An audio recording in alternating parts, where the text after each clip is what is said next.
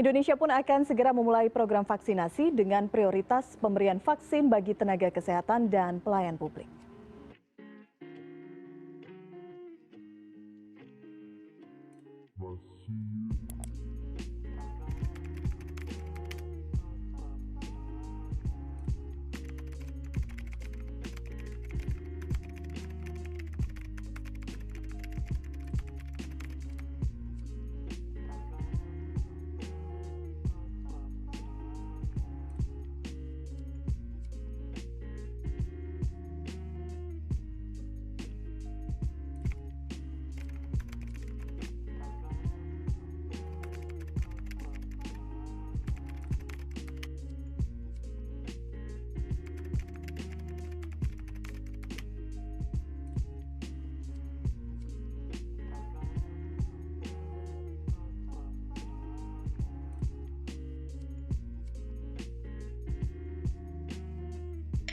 Baik, Assalamualaikum warahmatullahi wabarakatuh.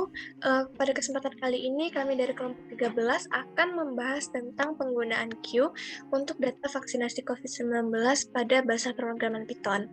Sebelumnya, saya akan menjelaskan apa itu Q. Jadi, Q itu adalah antrian data. Jadi, jadi data yang paling awal masuk itu adalah data yang paling awal keluar karena dia akan di looping. Oke, yang pertama itu kita mendeklarasi atau mendefinisikan bentuk Q dulu, yaitu def Q S. Di sini kita menggunakan S untuk mendefinisikannya. Selanjutnya return S, itu untuk memanggil ulang S-nya ini. Kemudian mendefinisikan fungsi untuk menambah data pada Q. Oke, def and Q. Setelah kita menambah data, kalau di Q itu ketika kita menambahkan data, tentunya kita juga harus mengambil data.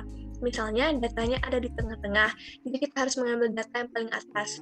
Jadi di sini kita juga akan mengurangi data pada Q. Oke, ini fungsi untuk mengurangi data pada Q itu def deq. Jadi untuk menguranginya ini kita pakai deq. Selanjutnya itu mendefinisikan posisi data yang berada di belakang. Ini def return s. Kemudian mendefinisikan posisi data yang berada di depan, pakai front. Kemudian mendefinisikan ukuran Q. Selanjutnya kita ini di sini ada fungsi untuk mengecek data Q masih kosong atau tidak. So, def is empty s, kemudian return s. Nah, selanjutnya itu kita mendefinisikan pendaftar. Def pendaftar. Untuk yang bagian selanjutnya akan dijelaskan oleh teman saya. Baik, akan saya lanjutkan penjelasan codingan program yang telah dibuat. Sebelumnya, kita telah membuat beberapa fungsi, kita telah mendefinisikan beberapa fungsi ya di sini, yang nantinya fungsi-fungsi ini akan digunakan dalam barisan kode yang akan saya jelaskan ini. Nah, di sini ada fungsi baru namanya pendaftar. Nah, dalam pendaftar ini pertama-tama kita memasukkan Q-nya ke dalam variabel S. Nah, setelah itu menggunakan pengulangan while. Nah, pertama-tama program akan meminta inputan berupa banyaknya nama-nama pendaftar yang ingin dimasukkan. Angka. Makanya di sini kami menggunakan int karena inputannya itu harus berupa angka. Nah, nanti inputannya tersebut dimasukkan dalam variabel banyak ini. Nah, setelah itu kami menggunakan pengulangan for in range, dimana di sini i-nya menggunakan i-nya bebas ya, lalu range-nya itu dari banyak ini. Banyaknya ini adalah banyak data yang user input sebelumnya itu. Nah, di sini adalah banyaknya data yang user input sebelumnya. Nah, setelah itu, maka program akan meminta inputan nama-nama pendaftar sesuai dengan jumlah yang diinputkan tadi. Nah, setelah itu, data itu akan dimasukkan ke dalam queue atau dalam antrian dengan fungsi enqueue ini. Nah, setelah itu, di reverse. Q-nya, S-nya itu akan di reverse, lalu datanya akan ditampilkan dengan menggunakan perintah ini, print. Data nama seluruh pendaftar yaitu S, yaitu berupa nama-nama orang yang tadi telah dimasukkan. Setelah itu S-nya di reverse lagi. Nah, setelah itu program juga akan meminta nama pendaftar yang ingin user cari gitu. Nah, inputan nama pendaftar yang dicari itu akan disimpan ke dalam variabel O. Nah, di sini kami juga menggunakan pengulangan while. Nah, di mana terjadi dua kondisi, di mana nama yang dimasukkan tadi itu ditemukan, dan jika nama yang tadi diinputkan itu tidak ditemukan. Nah, saya akan jelaskan dulu nih yang kondisi pertama apabila nama yang diinputkan itu ditemukan. Nah, di sini O-nya itu adalah inputan nama yang dimasukkan oleh user tadi. Nah, apabila O ini sama dengan data yang ada dalam yang dipunya, maka akan masuk ke kondisi pertama ini. Nah, di sini maka akan muncul tulisan pendaftar ditemukan. Nah, setelah itu maka program akan memunculkan outputnya itu adalah pendaftar berada pada antrian keberapa dengan antrian keberapa kali, seperti itu. Nah, di sini selanjutnya apabila kondisinya di mana nama yang diinputkan itu tidak ditemukan. Nah, seperti ini, maka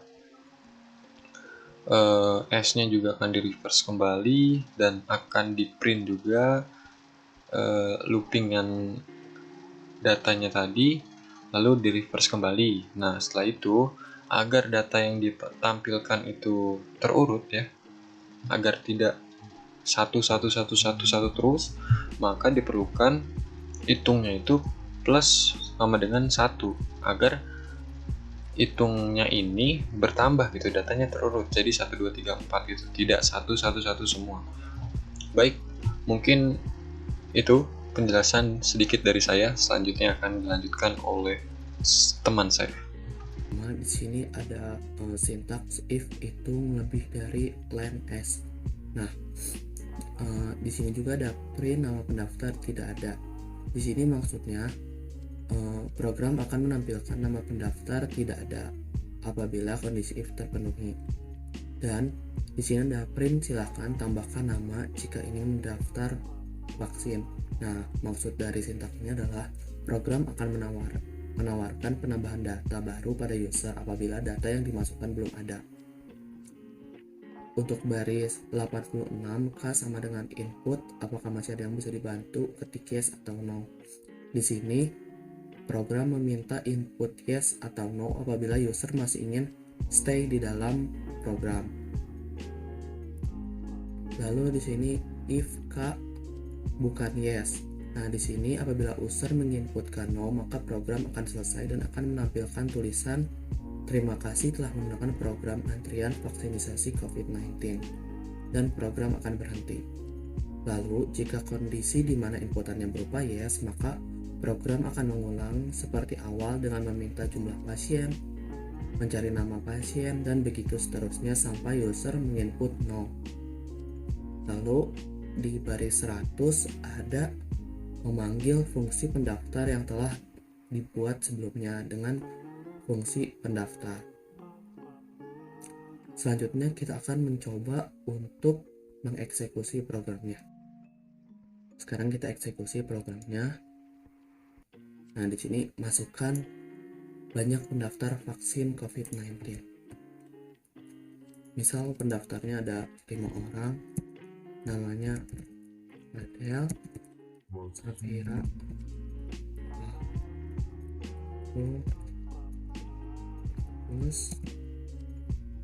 dan Icat.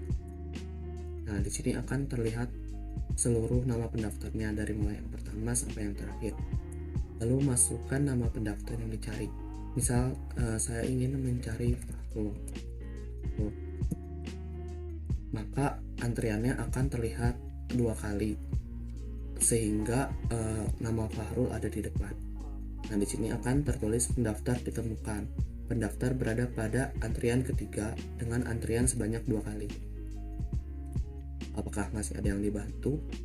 Jika tidak, kita ketik 0. Maka program akan menuliskan terima kasih telah menggunakan program antrian vaksinasi COVID-19. Lalu kita ulangi jika kita mengetikkan yes. Kita execute lagi. Masukkan banyak nama pendaftar. Sekarang kita memasukkan 3 saja. Adele, Spira, dan lalu sekarang saya akan mencari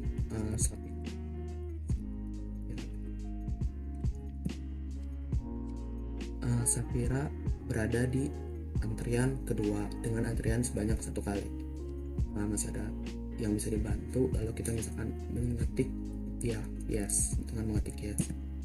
Nah, jika ingin memasukkan pendaftar baru, kita masukkan banyak pendaftar vaksin COVID. Kita tambahkan, misalnya kita ingin menambahkan satu. Masukkan nama pendaftar 1. Nah, maka sekarang sudah masuk Agus di baris paling belakang. Masukkan nama pendaftar yang dicari. Sekarang kita akan mencari Agus. Maka di sini dapat terlihat pendaftar berada pada antrian keempat, yaitu Agus berada pada antrian keempat dengan antrian sebanyak 3 kali. Apakah masih ada yang dibantu? Jika sudah selesai, kita dapat mengetikkan 0. Dan program akan memunculkan output berupa terima kasih telah menggunakan program antrian vaksinasi COVID-19.